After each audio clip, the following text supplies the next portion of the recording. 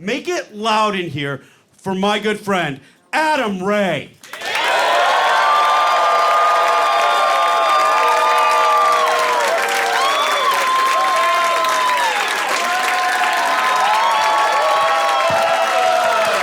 Keep it going for me! Sir, clap, you piece of shit, come on! Oh, fuck yeah, don't die on me, dude. Almost fell out of his chair. That's not the ideal way to start a comedy album recording. This guy's killing. Literally. Thanks for coming out. San Francisco, how we doing? You guys feeling good? I don't know what it is in the water up here, but you guys, maybe it's that free-spirited, open mind, creative mindset that allows people to just fucking drive, just fucking let the wind tell you where to go, man. You can go left and right at the same time if you believe in yourself, Damien. Apparently it's not illegal in this part of the country to cut across 4 lanes on the freeway with no blinker and exit in one fucking motion. Yeah. Applauding that behavior, you animals! Yeah, no, I'll take a family of 5 to get to Bikram yoga on time. I don't give a shit. Get out of my way, Jorge. I got some day sweats to cash in on. Never seen that move. Earlier today, dude just cut across 4 lanes and see you later in one move. No blinker and fuck everybody, and that's what I'm doing today. It's like, hey man, you can't be going speeds upwards of 85 miles per hour and make split-second decisions like that. Not with lives at stake around you. And plus, what is your GPS doing there? Like, an exit now! It's a cokehead tweaker navigation system. Back. You're like, back. Who installed this? God damn it, Toyota. You guys go to the beat of your own drum, and I dig that. This part of the country is truly so creative. So many little things you get to see, too, that you don't get to see around the rest of the country. San Francisco is very privy to new experiences, highlights, memories. I don't know if you've seen this at your airport. Saw this on my way in the men's bathroom. Little piece of poop in the urinal, just hanging out. Never seen that before. Half of you are right to not laugh at that, but also that's concerning that you're just like, nah, man, sometimes that happens here. That's keeping it weird 24/7. That's concerning on many levels, by the way. What is that doing there? This is, again, why you need to go outside. There's still a lot of questions we've yet to answer as a society, okay? A lot of, mysteries we've yet to solve. We think we've got the hot-button issues taken care of, like, dude, global warming, is it real? Is it happening? Are we affected? I'm like, yo, dude, there could be fellas out there who are pooping out of their penises. Let's prioritize the issues. Got a future to look after, man. What do you do, by the way, if you're at the urinal as a dude and someone comes in, just pulls them down, turns around? Do you say something? No! You can't. No, you're doing it. Good job.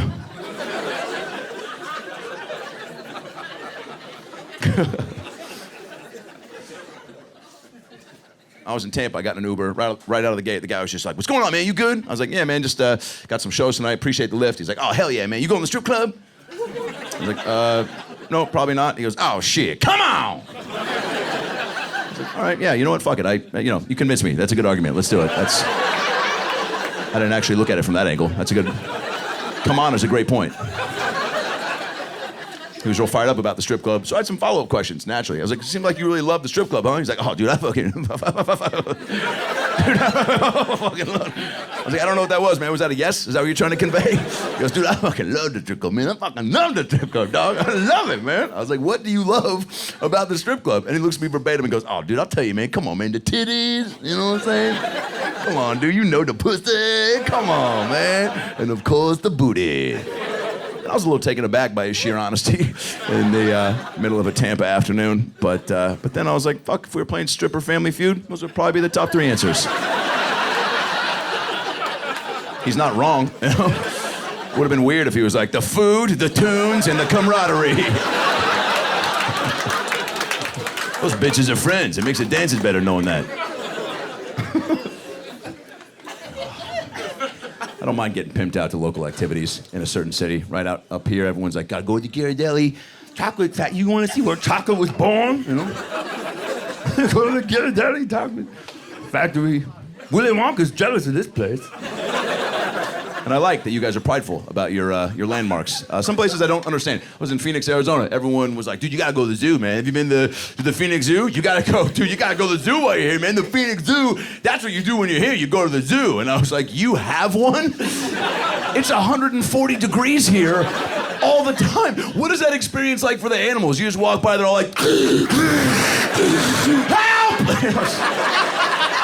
Treated like a homeless guy you don't have change for. You're like, I'm sorry, I got nothing. They're like, I don't want money, I want Gatorade, motherfucker. I'm melting in my own shit. You're talking to the last bear, potentially. Fuck yeah. Look at that hat, dude. Nice. Did you win that in a raffle earlier?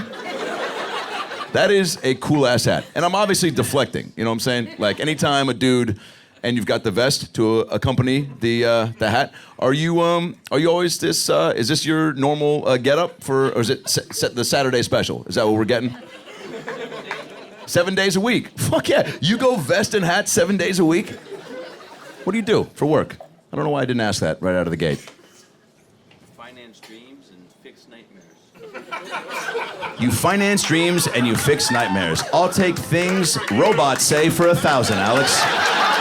Alien! Oh, or some weird spiritual figment of my imagination. Dude, how many times have you said that in public? Because that rolled off the tongue. Is that your pickup line at bars to chicks? So, what do? You really want to know? I finance dreams and I fix nightmares.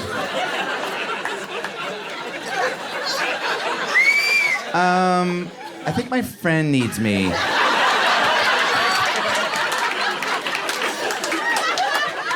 Yeah, I'm gonna go to the bathroom. I didn't see you come here with anyone. No, I did. You're wrong, I did. She's been in the bathroom. She had to shit. But it was like one of those peas that turned into shit, so she's gonna be there a while.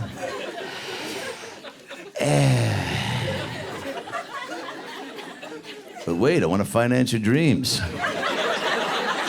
Yeah, that's gonna be a no for me. Let me fix your nightmares at least. No, because I'm having it right now. And I feel like me going to the bathroom is a way to get rid of it. Please don't follow me in there.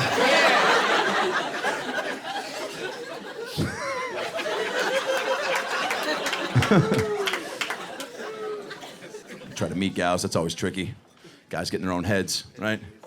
I'd say 89% of fellas really want to put the best foot forward, make the right impression. We just get jammed up. You know, you girls are sweet and pretty and funny. We get in our own heads, make it tougher than it has to be. There is, however, another 11% out there that is fucking it up for the rest of us. And you know who you are, you creepy bastards. Quit saying weird, pervy-ass shit at the end of the night, okay? Making the rest of us look bad. Throwing Hail Marys on first down. Dude, run a couple plays. Saw the bar was closing. I don't know what you're getting into. You can always come back to my place and smoke a joint and take a bubble bath. What the fuck are you talking about, Alan? Bubble bath? Do you realize how rapey that suggestion is at 3 in the morning? I just wanted to get clean. That's even weirder, dude. She's an adult. It's tough to be comfortable in your own skin. That's what we're all striving for. It's just to be able to live in your own skin and be out there and not make shit weird right out of the gate, you know? To go to a party that you got a last minute invite to, you know, not knowing too many of the people there, trying to familiarize yourself right out of the gate, get into a hot tub maybe. You didn't bring swim trunks, you're wearing jeans, right? Everyone's looking at you like, you probably can't get in. You say shit like, carpe diem. Everyone's like, what does that mean? Not really the time for that. You get in with wet pants and you're sitting around like, yeah, but again, we're all friends. And everyone's like, nope, nobody knows you, man. You just got in with jeans, you know? Conversations being discussed, things you're not privy to, but you want to chime in because you felt that silence lingering for too long, so you just go, anybody ever bought a butt plug? Next thing you know, you're getting kicked out of a party with wet jeans. You want to avoid being that guy, you know? So a lot of ways to equalize that for yourself. You know, a lot of people get tattoos to feel like their best selves. I'm always envious of you ladies. Your choices are so spot on. Thinking about getting one because I know that it's one of those things you do in your 30s, right? This is, people know that I'm serious about being a person because I've just I don't know what I'd get. I feel like I'd get something, that nobody has. I would want that. I know I'd be drunk too for the experience to avoid the pain. Just walking all hammered like, hey, just put the Baskin Robbins logo on my asshole, man. I don't know. Fucking, it's a conversation starter, right? Yes, all the flavors. What am I paying you for? You girls are so good with those choices. Girls have so much symbolism with their tattoo selections. I'm so envious. You guys all of these have so much symbolism and backstory, and they're very special. They mean something very special to me. I'll tell you what they mean if you really get to know me. Okay, I'll tell you what they mean. You were super patient. I actually have a tattoo of 2 hummingbirds spooning inside of a flower, and there's a bunch of Japanese lettering above it, and it means live your life, to just, live it up. And whatever that means to you, sorry, not sorry. And don't let anyone tell you your dreams aren't achievable. And because if you can see it, you can dream it, you can be it. And if it's not something that you ever thought you could do, then just put on your dream wings and just fly up into the sky and go catch your dreams and just hello dreams and grab them and take a bite of your dreams and just make sure that just fuck you, Dad. Just all that's packaged, in one tattoo. You got all that backstory into one little image.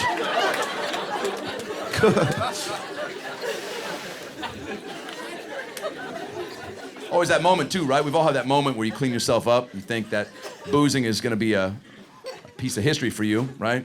Have that one crazy night and wake up and you're just like, oh, no more drinking for me. Then you take a shower and brush your teeth and you're like, and I'm back in the game.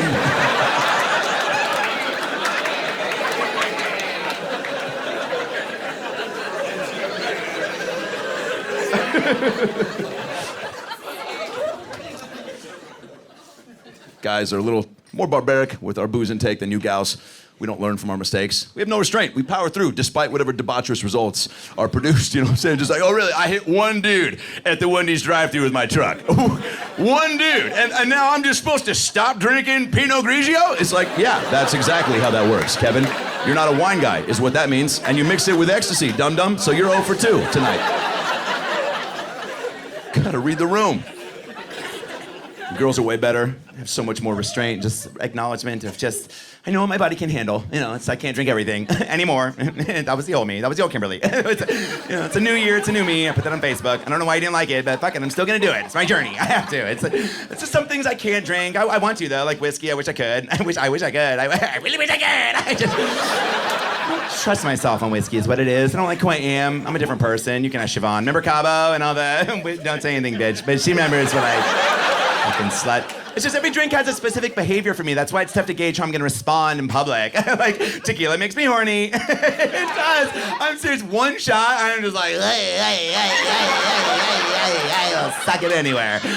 Yeah, Jaeger makes me violent, so you put them together, just look out! I'll fucking kill you in your sleep and suck your dick and cut it off. I'll have a water, thank you so much.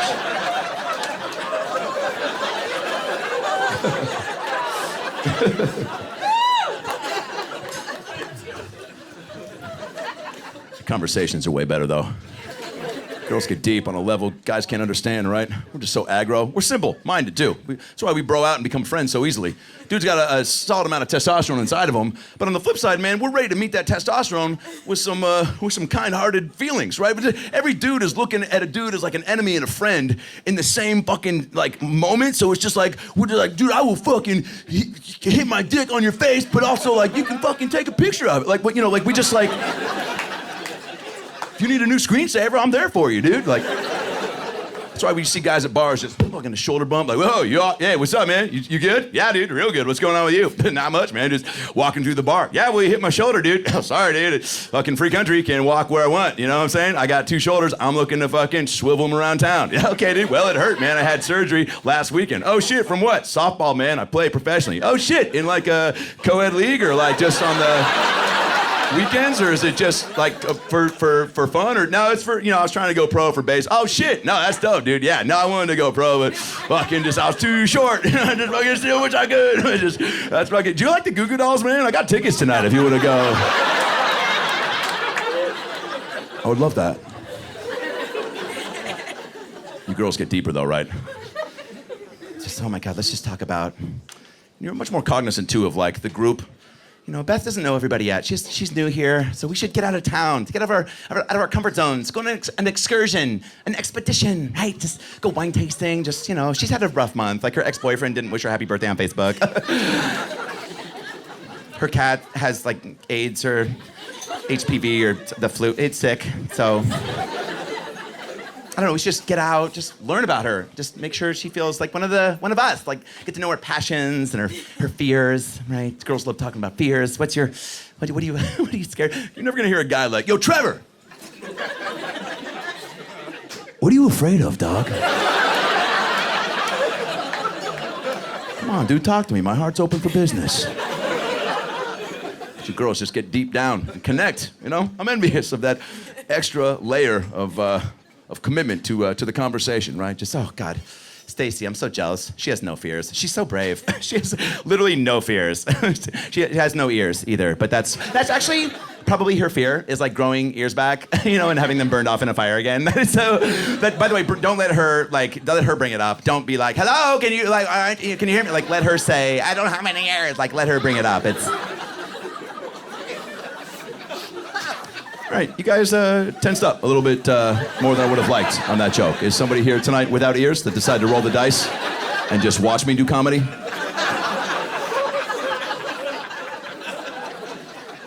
Last time I was up here, I went wine tasting for a bachelor party.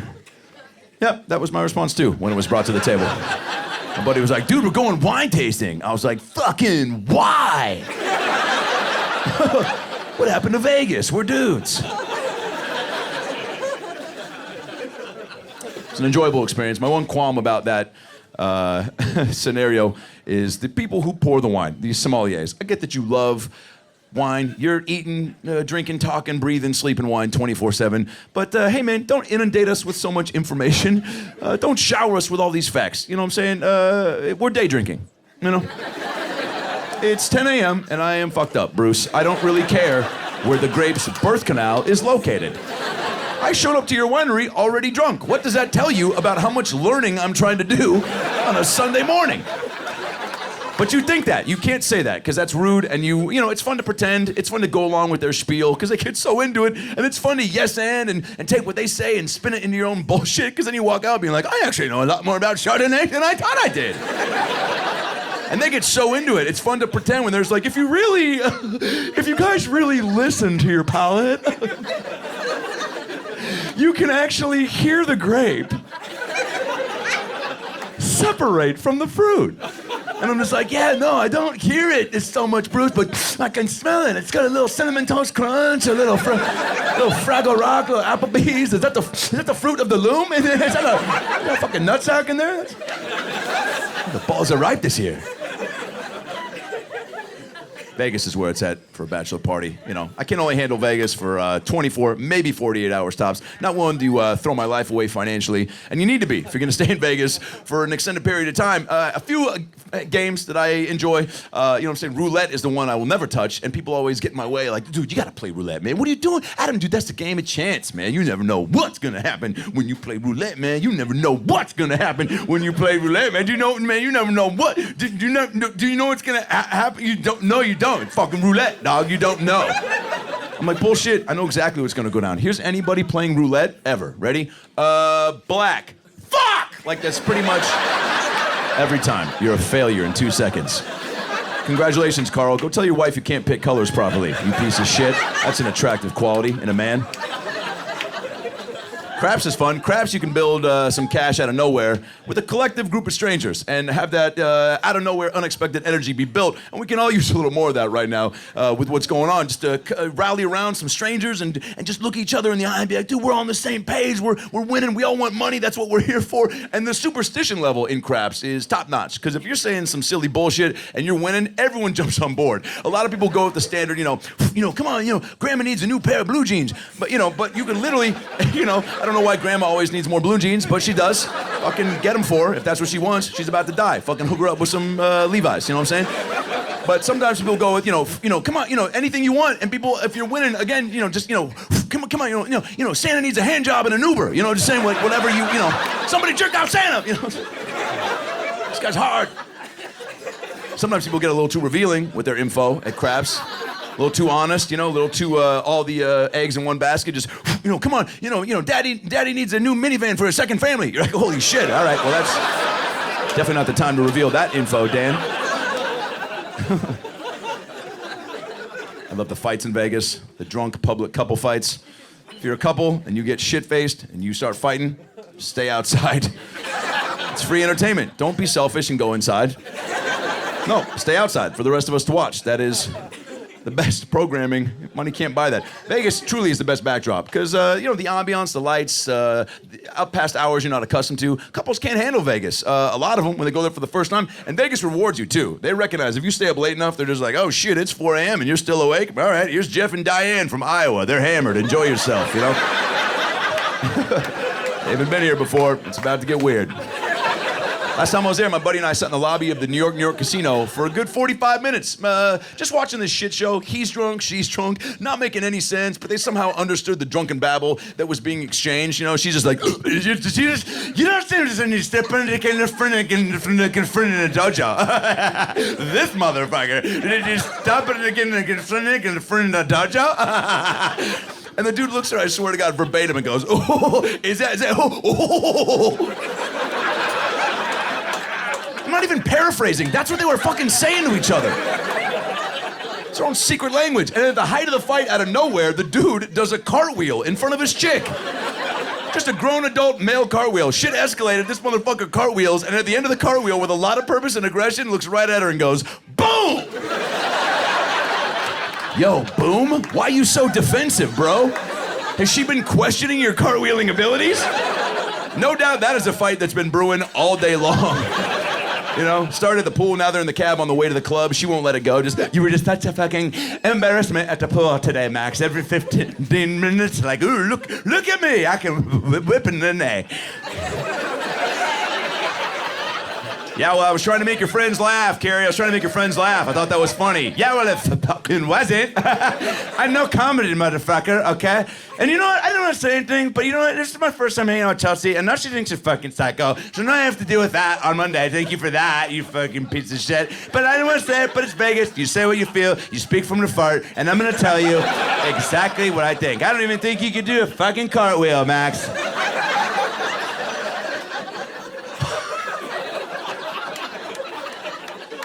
What the fuck did you say to me?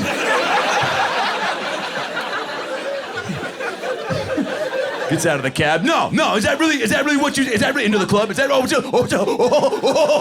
cartwheel, boom! Dude, 45 minutes, we did not get up. My buddy was going to get a drink. He was like, will you save my seat? I was like, I'll save your seat. I'll change our flights, motherfucker. We're not gonna miss the conclusion. What are you, crazy? I want to see this divorce live. I've invested too much emotionally.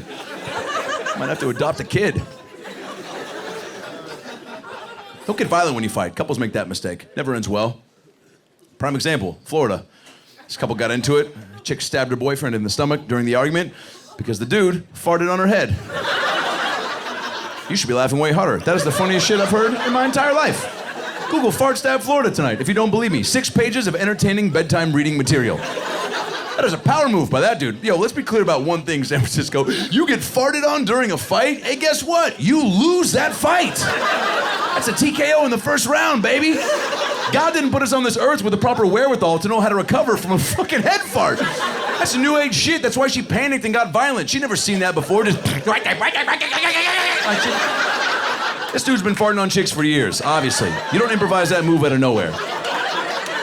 He just finally met somebody that wasn't gonna take it. She was raised a little differently. At some point in her life, her dad was like, baby, if you get farted on, you fucking attack, you know? And she took that advice to heart. This guy thought he could do his go-to move and get off scot-free. He was like, oh, really? The dishes ain't in the trash? I'll fucking see you in the morning. And she was like, you'll never fight again,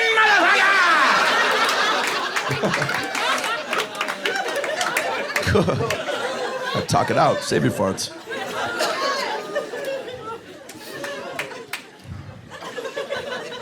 My mom's starting to fart and not realize it.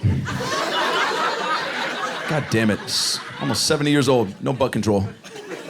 I'm not gonna call her out either. It's good son 101. She made my lunch for 18 plus years. Least I can do, hold my breath, close my eyes. Is that a new plant? You know. There's no clue. Just be sitting there hanging out, just. Did you say something, sweetheart? No, Mom, but I think your asshole wanted to chime in on this conversation. You couldn't feel anything with the smell you just produced? The neighbors moved, Mom. I didn't like him anyway.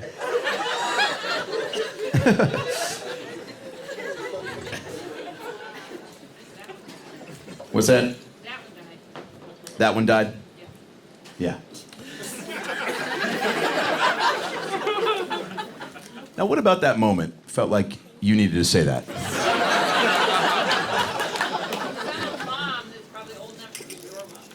What's that? I'm a mom that's old enough to be your mom. Oh. Great. I used to play the clarinet. Welcome back to Who Gives a Shit.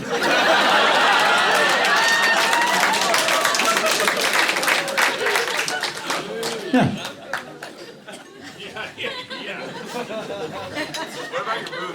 Look, I appreciate the like, you know, commentary after the joke. That's always, look, every comedian, you know, wants that energy between them and the audience. That, you know, that recognition that they're paying attention, you know. And I gotta be honest, the way that the laughter kind of slowly dipped down at the end of the joke, for me, I was like, that crushed, you know? I was like, that's my fucking, I should have closed with that. And then here you come, just a hero without a cape.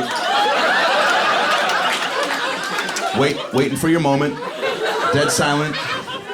That died. And I heard that, and I heard it here too, right?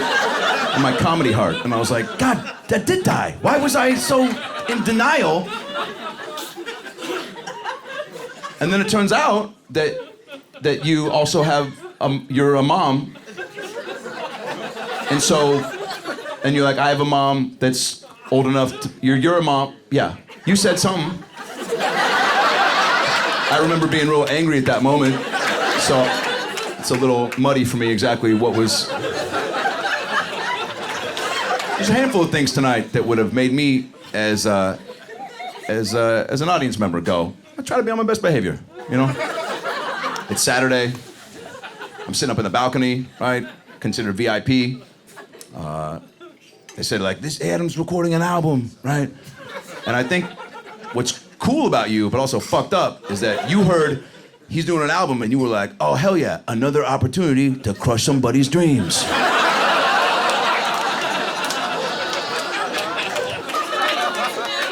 And thank God I just met a dream fucking financer. So I'm actually not offended.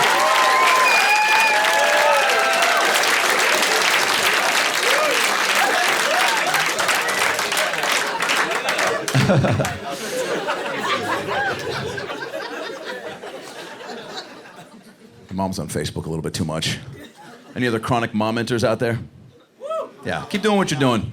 Making the world a better place. My mom comments on just about everything that pops up on Facebook. Because she would love to give physical hugs to everybody live in the flesh, but she can't, so she does it via the internet with likes and comments and shares, but she's commenting on shit that doesn't need additional commentary. Yeah, usually pictures of food, because that's what her friends also in their 60s are chronically posting, because they don't know what to use Facebook for either, you know? So they're just like, I bet these youngsters forgot what pictures their fucking casserole look like.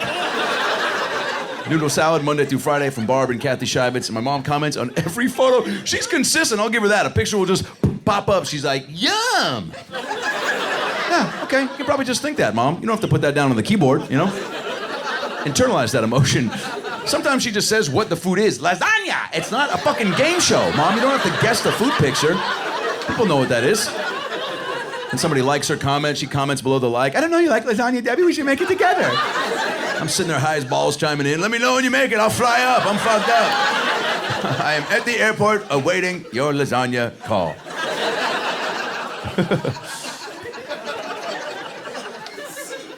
We have stupid fights, my mom and I. Got into a fight about whether it's pronounced Fanta or Fanta. Yeah. On the phone, she was like, do you remember my friend Diane? Nope. Oh, her daughter had a miscarriage last weekend. Oh, shit. Hey, Mom, remember when I said I don't remember who Diane is? I thought that kind of squashed that. What's the weather like in LA? Well, you know, 75, 80 every day. Hot as balls, you know that. Oh, that's great. You gonna wear shorts? I don't really feel like answering that, Mom. Well, send me a picture if you do. Nope, definitely not. And I was like, Mom, I haven't had a Fanta in a while. And she goes, it's Fanta. I was like, what'd you say, bitch? It's Fanta. I go, no, Mom, it's Fanta. The jingle in the commercial goes, don't you want a Fanta? She goes, no, it's Fanta. Don't you want a Fanta? An adorable rendition for her, for sure, but also incorrect. I was firm in my beverage jingle knowledge. I'm, Mom, it's fucking Fanta. I'm right, you're wrong. I'm sorry. That's just the matter of facts about this moment. And she's like, okay, you know what? Yeah, I guess, you know, yeah, I guess you're right and I'm wrong. What do I know? What do I know? You know everything and I don't know shit. Yeah, here I am, wrong again. And then she said something I've never heard before in the history of our relationship to squash any debate. She goes, yeah, what do I know? What do I know? You just came out of me. I mean, that is the ultimate mic drop. For any discrepancy. Like, you just came out of me. If she were a Mortal Kombat character, that would be her finishing move. Do you understand? Just childbirth. Like, you can't come back from that. Only works if you're a mom, obviously. Not as effective if you're a dad. Oh, really? I don't know what I'm talking about, son? Yeah, no, what do I know? You just came out of me and then went into your mom and then came out of your mom, I think. I don't know. Maybe the butt. I don't know how it works. You might be a butt baby. Google it. I have to use Facebook for so much promotions. Facebook is big for the promotional part of this job, but it's also great for connecting. Let's be honest, that's what we all use it for. So many people I've found and rediscovered from my past. I went to elementary school with a girl named Audrey Klitgard, and I forgot about that shit.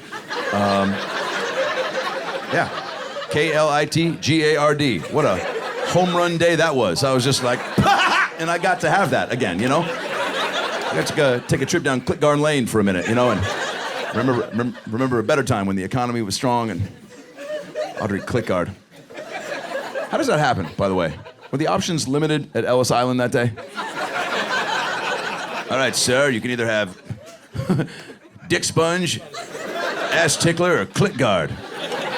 Man, fucking Klitgard's probably gonna get the least amount of teasing.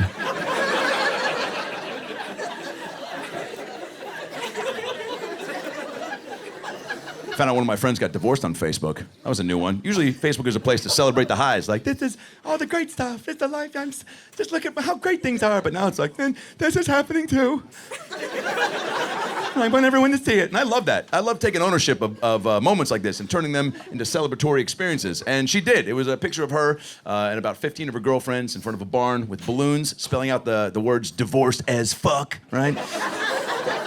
All flicking off the camera in unison, just like, fuck you, Steve, right? And a lot of hashtags to accompany the picture, just hashtag next chapter, hashtag doing it my way this time, hashtag Emily Summer of Fun, hashtag gonna find me a new man, hashtag someone help me find me a new man, you know? Hashtag please. You know? I knew it was gonna work out. Sometimes you meet a couple and you're just like, nope, not gonna work. Thanks for playing. You know, they were just too different, you know, opposites. And people always try to come at me with like, well, dude, you know, opposites attract. I'm like, yeah, and sometimes opposites are fucking opposites. And they weren't meant to be. And it takes a minute to figure that out. This dude was so roided out, and not that roided out fellas can't find love and happiness. He just had too much juice running through his system. You couldn't have a normal combo with him. You'd be like, dude, Troy, how was your weekend? He was like, yeah. I'm like, did you just put a curse on my fucking family, dude? What was that? Am I gonna sleep tonight? Why can't you talk normally in public? Everyone commented below too. Divorced? No. What happened? Why? What? What happened? No. Why? What? Why? I'm like, why? I'm gonna go out on a limb and say she asked him to put the toilet seat down and he tried to throw the fridge at her head. You know what I'm saying? Like, that's a deal breaker in most relationships. To smoke blunts, joints, right? Makes me feel like Snoop Dogg. Can't do edibles anymore. Swore those off. Last time I had an edible, I had 3 pop brownies, went to Disneyland, and convinced Winnie the Pooh to break character so that he could take me to a first aid station because I was having a panic attack. Yeah, true story. Hey, public freakout in your 30s, table for one.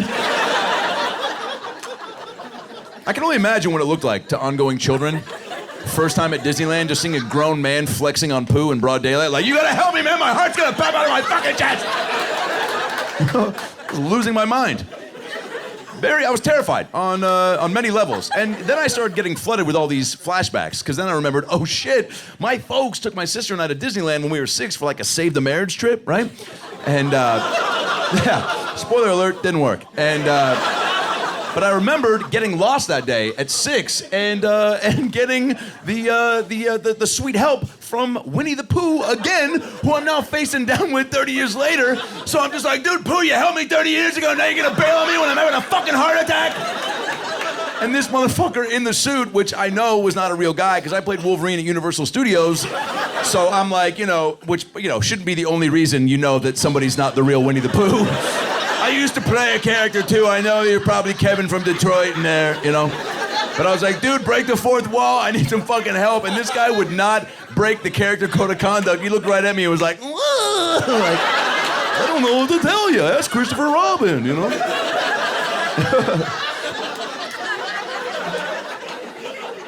So now I'm freaking out. And people have seen me freak out. So then you get extra self-conscious, right?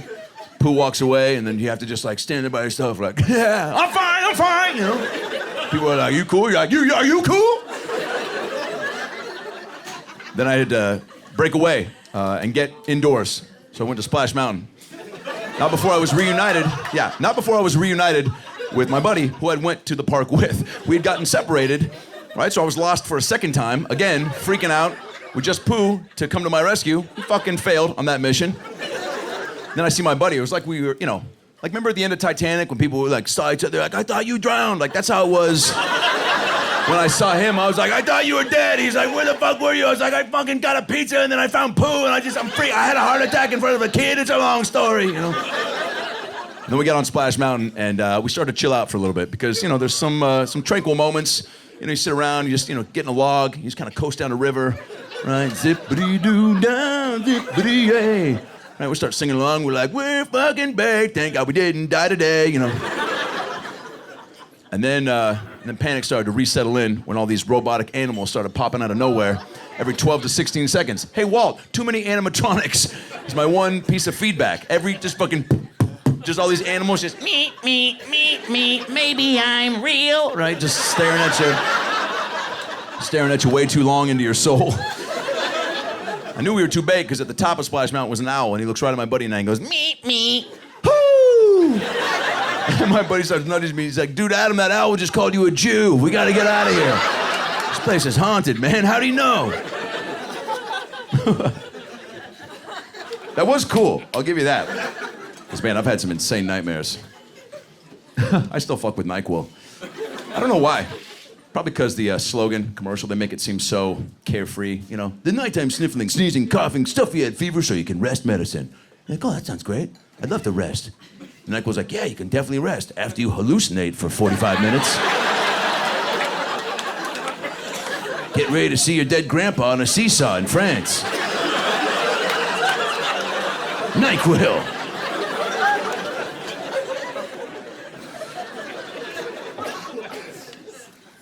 Hawaii is the best place to smoke pot, man.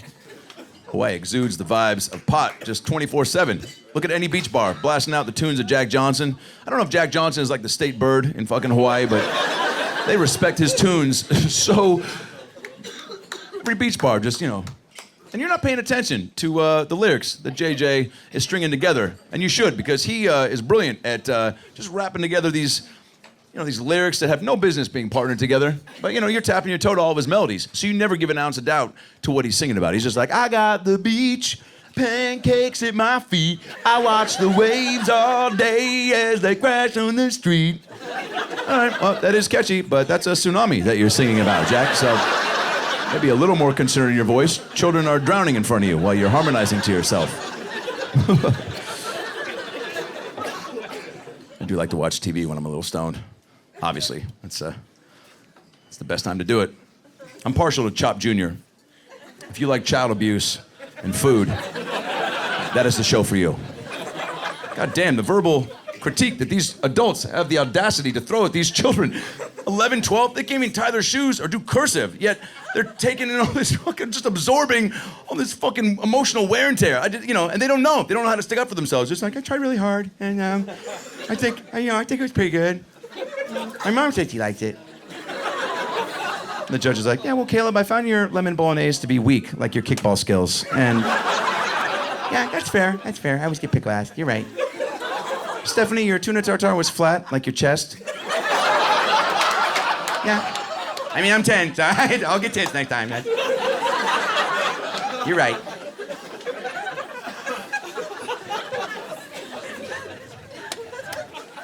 Everyone smokes pot. My 15-year-old cousin just found out he smokes weed. 15 years old. Tried to help curb the habit. I was like, dude, doesn't have to become an issue, you know? I smoke a little. His eyes lit up. Never seen a kid more excited in my entire life. Adam, you smoke pot? Dude, how have we not smoked together yet? What are you talking about? 5 years ago, you were 10. What the fuck are you talking about, man? What do you mean, how have we not? You just started using deodorant, man. You gotta build up to that. Plus, I have a rule. I can't smoke weed with anybody who didn't grow up watching DuckTales. That's just a rule I have. There's a generation gap, you know what I'm saying? DuckTales. Yeah, see, they're the potheads. That's how you find them. I knew you were in here. You had no clue that was coming, and you dropped everything that was happening with you in that moment. Just a fucking woo-woo. Woo! Yeah, I love that show, dude. Give me a heads up next time. You could see someone stabbing someone outside a Whole Foods parking lot, like, chicken apple sausages are way too expensive. Just walk by, DuckTales, yeah, woo, yeah, back to stabbing. I'll stop for the woo-woo.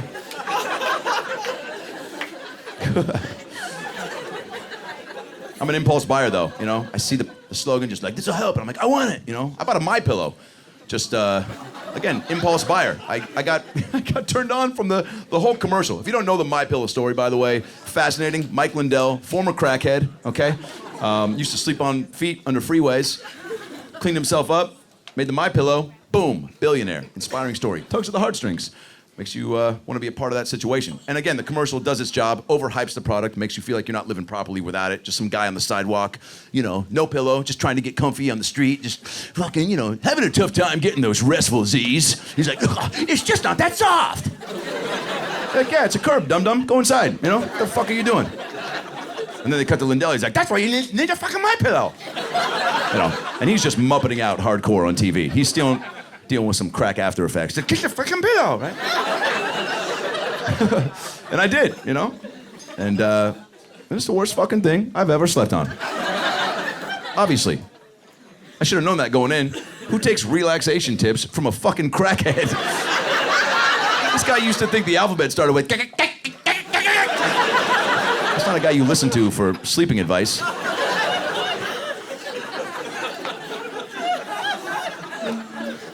Got to play in the NBA Celebrity All-Star game a couple weeks ago. What? That is the right response. Huh? You sound like most of Twitter. I got blown up by so many rappers I've never heard of. Who the fuck is Adam Ray? I was like, good to hear from you, amigos. Thanks for the shout out, Tony Braxton. Or... Tony Braxton. Clearly I don't know any more rappers. You know, rap legend Tony Braxton.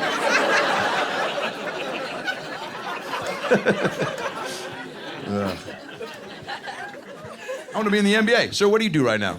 Advertising. Advertising. Hell yeah. Was that the dream as a kid? Yes. Oh, nice. Moving on. What kind of advertising do you do? Food. Oh, nice. Oh, dude, that's gotta... Do you write jingles? I don't write it, I sell them. You sell the jingles. So people come to you, and they're basically like, give me a break. Give me a break. Break me, I'm a bitch and I can't buy. And you're like, fuck no. Or, I love it. Can we get another verse in there? How about give me a break, right? Do you ever give advice, or do you just say yes or no to the given jingle? Sell what they give me. Fuck yeah. Any famous jingles we might have heard of? Hamburger helper. Fuck yeah. So I'll ask the question again. Any famous jingles we've heard of? Hamburger Helper. What is it, 1992? Was that the year that Helper was on top of the world?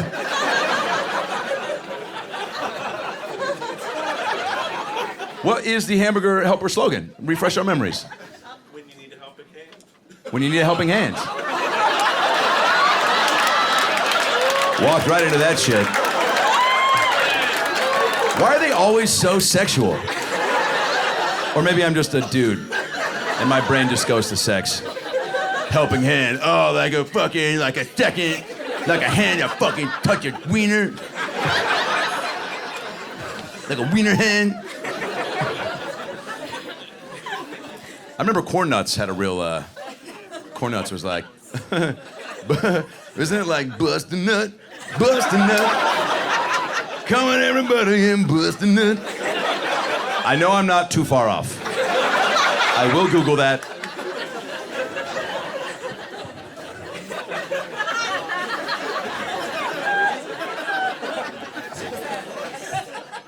Yeah, certain slogans. I mean, look at the lottery. You know, that slogan, that's what a winning formula. Just, it could be you. Dum-dums hear that on the other end of the TV and they're like, I never thought of it like that before. Even when the odds are 1 in 7 billion, people are like, dude, I'll fucking roll the dice. 1 in 7 billion. Those are insane odds. You've got a better chance of like Oprah, like, pulling up to your house and being like, and you're like, oh my God, Oprah, did I win something? And she's like, no, I got a fucking shit.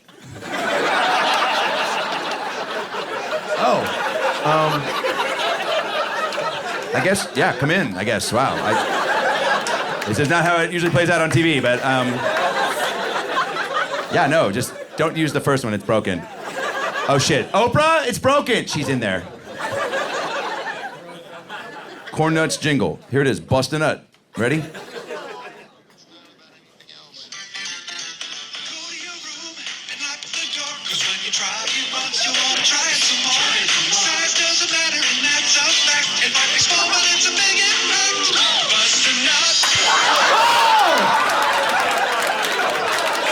Corn Nuts. They better sponsor this fucking album. Go to your room and lock the door? I don't remember that part.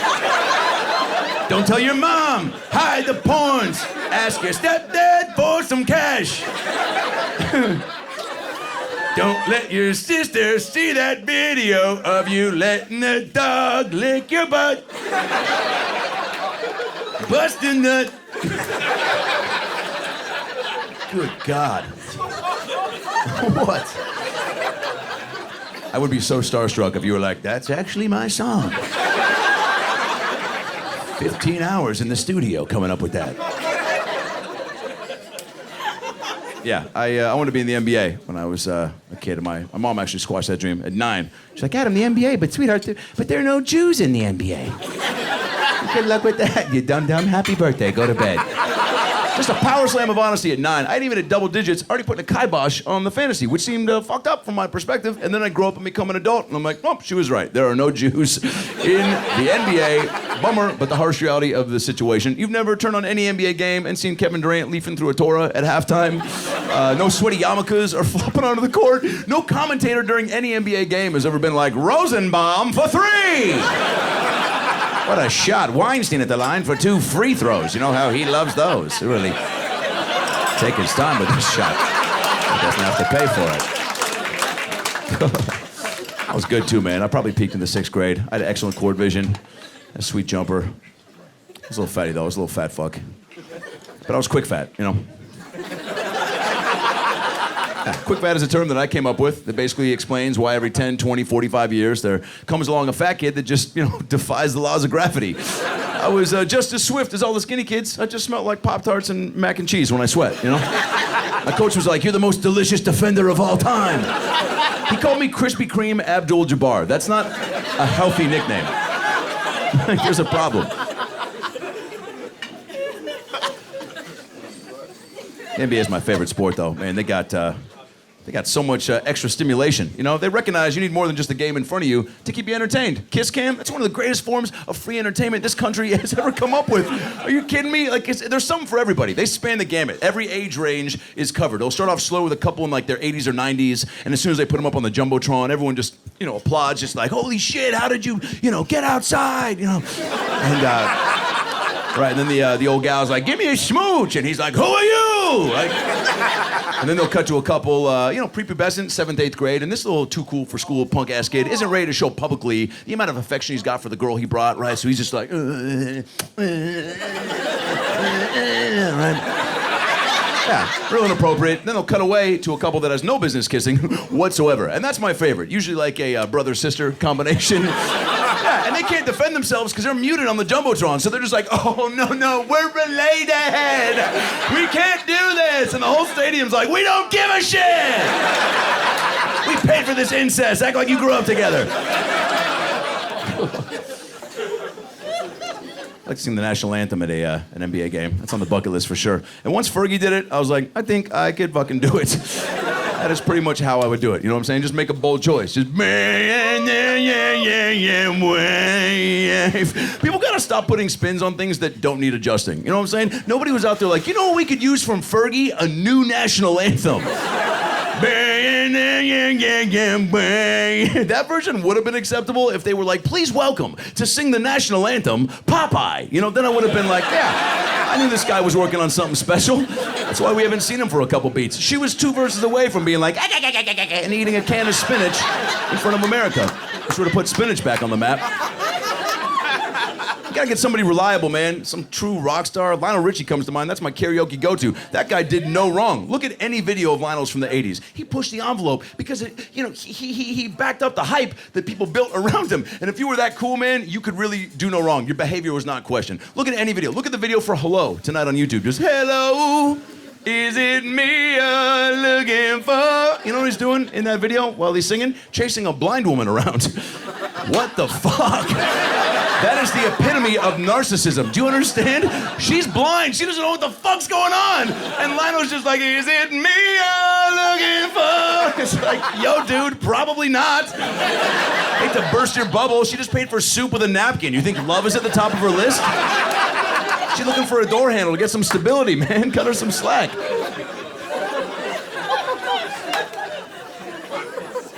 Concerts too, man, the best. Went to Bonnaroo. Bonnaroo is one of those experiences as a comedian you could do, and it's a giant music comedy festival. Got to see Pearl Jam for the first time. If you haven't seen Pearl Jam live, put that on the bucket list. Holy shit, PJ rips it up, And you know that they're a great band because they've been featured on VH1 Storytellers, and that show only highlights musicians and bands that are worthy of having journeys and stories to tell that are attached to the tunes they're about to play. Everyone's done it. Bowie, Alanis Morissette, holy shit, man, REM, Pearl Jam, obviously.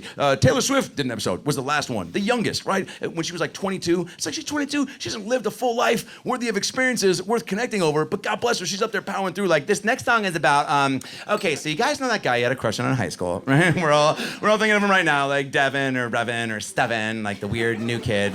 And he didn't know you had a crush on him, and your friend Kelly told him you had a crush on him, and you were like, Kelly, what are you doing? That was private information, bitch. And so you go to school the next day, and you see him in the hallway, and he gives you a weird look, like, and you're like, what the fuck was that? What was that look? And I'm just like, I don't know, Taylor, where's this story fucking going? This is just, there's no beginning, middle, or end. 25 years ago, Eddie Vedder and Pearl Jam, much more engaging tales. He's up there like, this next song is about, well, one time the band and I, we were doing a show in Wisconsin, and after the show we went to an IHOP where we found ecstasy in our banana pancakes. We took them, obviously, we started tripping our balls off. We wandered into a forest where we met a magical elf who'd been separated from his family. We helped him how to rebuild his home out of pine cones. And he taught us how to make shoes out of the wind. Then we heard a van driving by from a nearby town screaming at us, Mr. Vedder, oh my God, thank you so much, you found our baby. Turns out that elf we were kicking it with was actually a fucking baby. We were fucked up. Anyway, we didn't know. His name was Jeremy. 2, 3, 4. Way better story.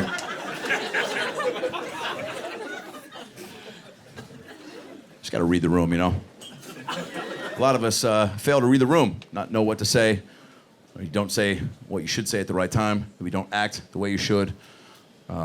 Look, Matt Lauer thought he could give out dildos for Christmas last year, and that is a prime example of not reading the room, I get you want to be the cool guy at the office. You've been there 30 plus years, you're just like, hey, no one's giving out dildos for the holidays.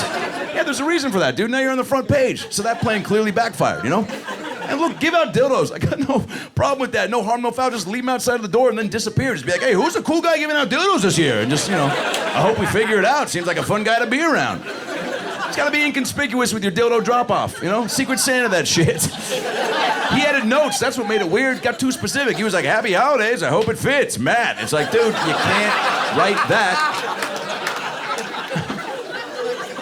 I don't know why you put, I hope it fits. Yeah, just let me know. Or don't, I'll just check in. My nieces fail to read the room a lot, but they're 9. They shouldn't have to have any sort of filter. That's one of the benefits of being 9 years old and being a twin, as they are. You just get to say whatever you want and not be cognizant that there are feelings at stake when you say shit to adults, They're just like, I'm just gonna think it and then I'm gonna fucking say it. And I don't really care how it affects you because I'm 9 and there's not much I have to do in my day other than say shit that might be offensive or hurtful to your heart. You know what I'm saying? It's a cool place to be at 9. Just fucking here it is and fucking here it comes. And they do that all the time. It was dead silent in the car, driving them to swimming practice, and one of them just goes, Uncle Adam? I go, yeah, what's going down? She goes, I'm sorry you don't have a wife yet. I was like, oh, mind your fucking business. What the hell? I thought we were on the same team. I don't tell you how to color. Stay in your lane. Fuck. I saw you make a tree purple last week. I didn't say shit. You think that's gonna come back to bite you? Any other uncles out there just doing their best job to make these kids feel like you should be their parents? You guys want 3 Slurpees at 7 p.m.? Yeah, you're the coolest. I know. See ya. Bye. Try to go to bed. They take advantage of that blind support, though, man. Jesus Christ. They manipulate, press your buttons, got little catchphrases that tug at the heartstrings. I thought you were cool. Oh, man, that hurts so bad, because all you want to do is be cool to them. And now they're telling you, well, fucking maybe you're not, Starts off slow. Can we have our iPads this weekend? No, your mom said you can't. I thought you were cool. I'm just like, fuck that shit, I am. Who told you that? Where are you getting your facts from? It's only gonna get worse as they get older. Uncle Adam, will you buy us beer? No. I thought you were cool. All right, you know what? Fuck the beer. Let's do shots, all right? Who's partying tonight? Want a Four Loko, chase it with a Plan B? Let's hit that monkey bar, all right? You're driving, by the way. I don't care if you're 9. Figure it out. You wanted this. They're cool. I'll do anything for them, Because they respect me, and that can be good cop, bad cop. They love what I do. They start to recognize that stand-up is a job, more or less, and they pitch me jokes. It's insane, right? It's just so cute. And they're different personalities. One of them is a little more, bouncing off the wall. She got a more creative imagination, and she was like, Uncle Adam, I got a joke for you. What did the poop say to the fart? I was like, I don't know. She's like, gross. I'm like, yeah, hilarious. Not bringing it to San Fran, but I get why that's funny. The other one's a little more cerebral, a little more image-driven. Uncle Adam, what's a taco's favorite dance? I don't know. The salsa. Yeah, fucking jackpot. Probably closing with that. And then the other one felt outdone, so she's like, I got another joke. I was like, ooh, all right, yeah, let's go back and forth. What do you got? Okay, what the boyfriend say to their girlfriend? I don't know, what? Nothing, because the boyfriend saw the girlfriend when they're at dinner like a picture of her ex on Instagram, and he was like, what was that? And she was like, what do you mean? And he's like, I just saw you like Steve's picture, and I didn't know you were still talking to him. And she was like, yeah, I told you, we reconnected because he got sick, and so I'm trying to show emotional support because he just got done with his 2nd round of chemo, and I thought that was like a chivalrous move on my part, was to reach out and be like, I hope everything's going well. It doesn't mean anything. It doesn't mean anything. Get it? I'm like, oh, that was topical. They're cool. I'll do anything for my nieces. Anything. So much unconditional love. Their friends, not so much. Pretty much hate all their friends. They got just several 7, 8, 9-year-old just spazzy bastards surrounding them at the park. Kids that just pop out of bushes. you know, I've definitely established myself as the cool uncle. All the other parents are on the outskirts, just on their phones, just fucking, you know. These kids take advantage, popping out of bushes. Fuck! Made you look. Yeah, you did, Nathan. I wasn't expecting a headbutt in the middle of the day. Fuck off. Nathan, Caleb, Gary. They got a friend named Gary who's 8. Yo, if you're Gary and you're 8, you better figure that shit out real quick. Why do you not work in a body shop already, Gary? You're still in grade school? Get to work, man. Always smells like soup for some reason. Like, you're 8, dude. You got one job. Do a chowder check before you leave the house. Why do you always smell like you've just been dipped in something? He's like, I like broccoli cheddar. Yeah, dude. It's fucking all over your ears. Like, always taunts me with his bullshit skills. Hey, Adam, I bet I can skip. I bet I can skip rocks better than you. I bet you can, Gary. You don't do shit all day, man. You got plenty of time to hone your skipping skills, man. Even his haircut sucks. To me, that is a strong indication that you are a piece of shit as a youngster. Even the barber got a sense of Gary's energy and was like, fuck this kid, he sucks. And I want his head to reflect that. I hate this kid. I want to throw his backpack in the ocean.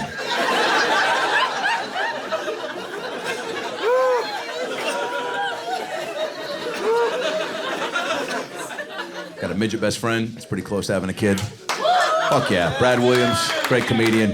Do a podcast called About Last Night, which you guys should check out. Brad is the shit.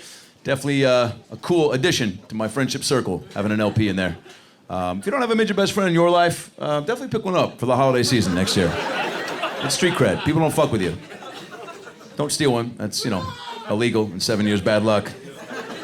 But so many things I got to learn about the LP community that I didn't know about Brad until I met him. I didn't know that little people could drive. You know what I'm saying? Did you know that they could drive? I didn't know that they could drive.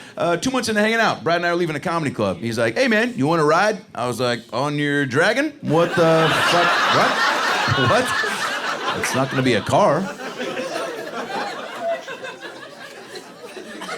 He actually drives a Mini Cooper. I don't know if it's for the joke, but it definitely fills my heart when I see him get into it. I saw him and his now wife having sex at a house party. Yeah, definitely not something I anticipated on seeing. And also something I was not going to turn away from. Thank you, God. That is a free gift. It's like a lunar eclipse, you know? Happens once a year. You mark it on the calendar, take notes, report to the others. So they can prepare emotionally, because it's a lot of imagery to take in, you know? You're at a house, you're not like, you're not expecting like, I hope there are midget fucks at some point, you know? And I was drunk, and I was meandering around on my own. I was too drunk to be there. You ever been so hammered and you can't recognize for yourself that it's time to go? Because you don't want to miss out on whatever fun pops up, you know? So I just wanted to stay close, but I was like bumping into the fridge. I was like, fucking, what's up, fridge? You know? Like, all right, probably time to go take a nap. You know, I'm flexing on fridges and shit. And then all of a sudden, I ended up upstairs by myself, and I didn't know how I got there. And that is terrifying, to say the least. I just was upstairs, bumping into doors. Everything felt like a game show. I was like, I wonder what sort of fun could be behind that door, you know? And then I saw a light streaming out of one of the doors super majestically, and I was like, man, that could be Narnia, or, you know, maybe there's a festival of snacks in there. You know, I wanted to make a drunk discovery, and it was neither of those. It was a midget fucking. And that was just so much to take in. I was like frozen in the doorway as a fan and a concerned friend. Because Brad was going at speeds I didn't think were possible. I was like, dude, slow down, you're gonna burst into cookies. You know, just worried about my buddy. My eyes were wide, my jaw was dropped, I made a wish. You know, I was just trying to get something for me out of it. Seeing a midget fuck wasn't even on my bucket list. After I saw it, I went home, wrote it down, and crossed it off my bucket list. It's like, that shit should have been there. I gotta dream bigger. No pun intended.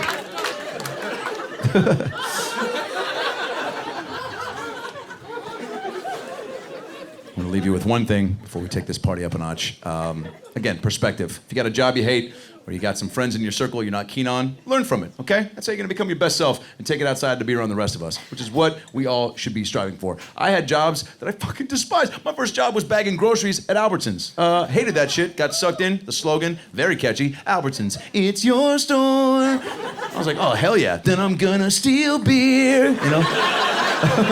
And I did, and I got fired, but before that, I bagged some toaster strudels, and I hated that shit. I was 17, looking at this thing as possibly the pinnacle, as good as it's gonna get, glass half full approach. But every day, a couple kids came in with a lot of pizzazz that really turned my day around. And I think we can all attest, any job is more tolerable if you got a fun cast of characters working alongside you. And every day, one kid in particular, man named Brian, came in so fucking fired up, just so juiced up for the day, little slow, but so much enthusiasm. He was like, Adam, what's up, man? What's up, dog? What's up, man? Hey, man, hey, you really had some fucking fun today? I was like, you know what? Fuck yeah, Brian. Here I was thinking bagging groceries is as good as it's gonna get, and you come in with this different attitude and mindset. You know what, dude? Brian, let's have some fucking fun. And then I would watch him drop a case of Diet Pepsi onto a loaf of bread. And not think there was anything wrong with that.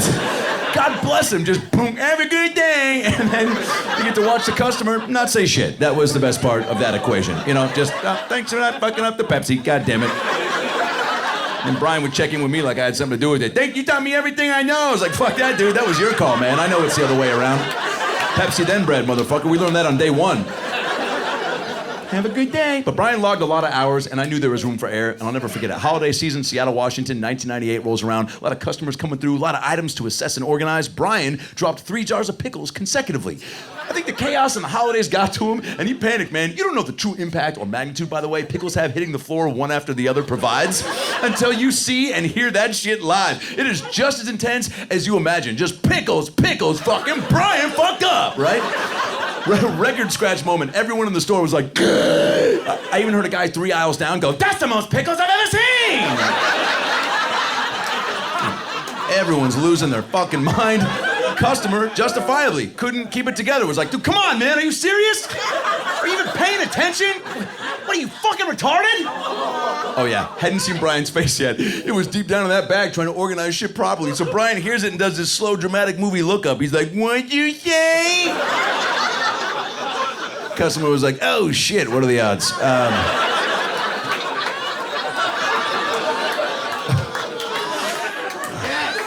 Sorry, all right? I want the pickles in the bag, they're on the floor. They're on the floor, I want them in the bag, I'm sorry.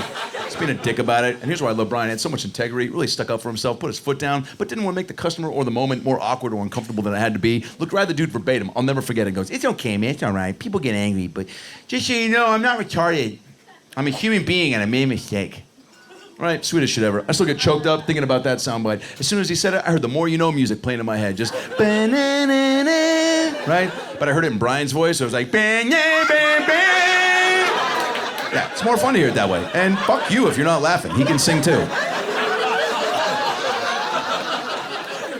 Here's how the story wraps up. I got a crazy photographic memory. I don't know when I got it or when it was applied, but I saw Brian and his brother and sister at the mall I grew up in a few months ago, roaming around, and I'm like, I gotta check in and say what's up. It'd be rude of me not to. It's been 17 plus years. So I go, yo, Brian. And he goes, what's up? I was like, yo, it's Adam from Albertsons, you remember? And he goes, oh shit, what's up, dog? How you doing? I'm like, I'm good, man. I live in LA now. I'm doing stand-up. He's like, oh shit, Hollywood. Fuck yeah, man. Have you met Harrison Ford yet? I'm like, that's a weird question, man. No, I haven't, but see if I get that friendship going. How you doing? He's like, I'm good, man. I'm good. I'm still working at Albertsons, you know. Albertsons till I die, probably. And what's your stand-up about? I'm like, oh, you know, it's a little this, a little that. He goes, did you do any jokes about Albertsons? You know, not too much funny to report on that front, Brian, to be honest. And then I swear to God, he leans in real close to me and goes, do you remember when I dropped the pickles? It's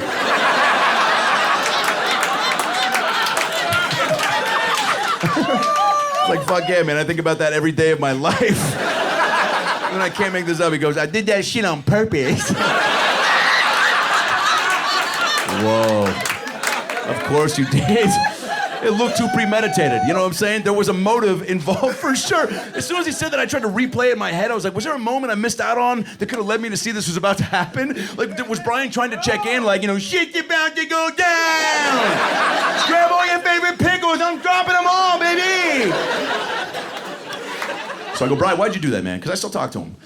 Late night, Facebook, he always hits me up. It's always so late, 3, 4 in the morning. What's up, player?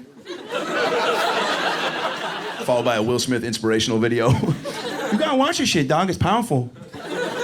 Followed by an invite to play Uno. I'm like, dude, Brian, it's 4 a.m. He's like, pussy? All right, draw 4, bitch. And then just no response for 6 months. So I go, Brian, why'd you do that? He goes, you really want to know, man? I'll tell you why I did that shit. I'm like the James Bond of pickles, man. I'm like, yeah, dude. What does that make? Why did you do it? I know, fucking Bruce Willis. I'm in this motherfucker. Why did you do it, dude? Fucking Will Smith, dude. Welcome to Earth. Brian, shut the fuck up. Why did you do it? Because that guy fucked my mom once. That's why my parents got divorced. Whoa. What the fuck are you talking about, dude? I'll take things I didn't think you were gonna say for 1,000, Alex. What a gangster. Do you understand how simple Brian's revenge tactics were? This kid was just like, oh, really? You fucked up my childhood? Okay, well, guess who's not taking their pickles home today?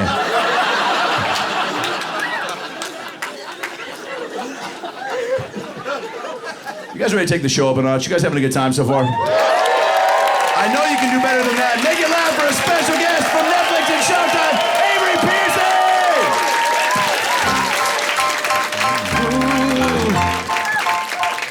I like my man in the black polo with the thumbs up ready to go in the corner. Yeah, you're the captain of every bowling league. You look like you like to tan.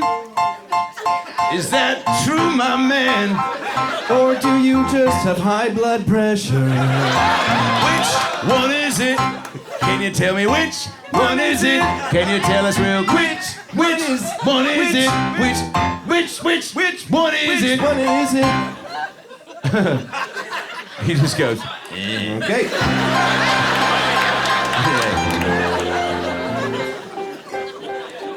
How long have you been married, dude? 5 years. Congrats. Nice. Nobody here gives a shit, but it's all right. You didn't do it for them. You did it for you. What's that? We care. Our friends care. Your friends care. Oh, yeah. These are your friends? Who's your best friend in this group here? What's that? Because there's 3 couples, so, like, you know, there's obviously, like, one couple that probably came last minute, and you're like, God damn it, are they still coming?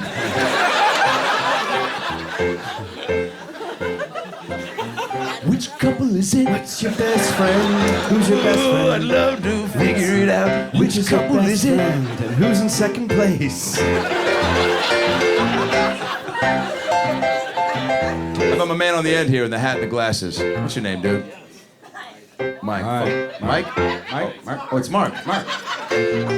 Whoa, you don't know your name. Don't you think that's important? Mike, Mark. Mike, Mark. Boy, that's gotta be so terrible for job interviews when they're like, so nice to meet you. What's your name? Mike. Mark. What do you want? What about my man up front, dude? Shaking your legs super nervously, hoping I don't sing to thee. What's your name? Do you live in San Francisco? Is this your girlfriend? No. Is this your wife? No. Did you meet tonight? No. Are you kidnapping her? She your hostage that you ride out for just a couple hours. Think twice if you're held against your will. Hostage.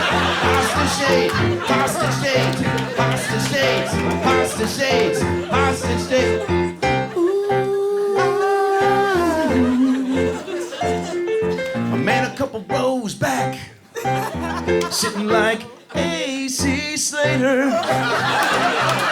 Super cool, chill back, sit back, look.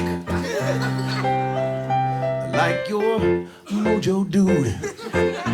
You look super comfortable. Do you bring that sort of laid-back attitude to your life? In your everyday from 9 to 5, what do you do? Electrician. Cool. Way to bring the energy down. There literally could have been nothing more boring you could have said. Way to bring the energy down. Way to bring the energy down. That's actually pretty cool. We need you, dude, so thank you for your service. Thanks for your service, dude. Thanks for making this show possible. possible. Thanks to the lights and the sound and everything. Couldn't do it without you. Was that the dream? When you were a kid on the playground. Was that the dream? You know how when you're a kid, you got delusional thoughts about what's possible. And then you grow up and you're like, oh shit, not anything's actually possible. Time to readjust and reassess my dreams.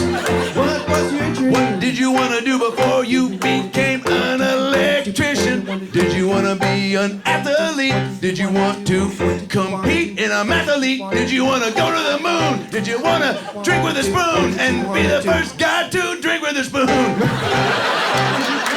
Improv is tough.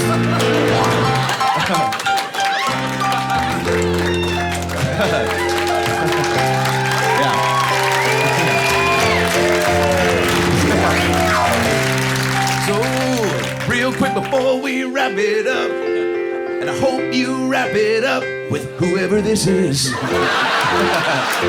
Don't want a baby that you don't want. You know what I'm talking about. That's it. Thank you so much. You guys were a lot of fun. I hope you had a good time tonight, man. You guys were a great crowd. Thank you very much for being a part of this show. You guys were a fucking great crowd. One more time for Avery Pearson. Let him hear it. Fuck yeah. Good night. Thank you so much, you guys. Oh, man. Thank you very much.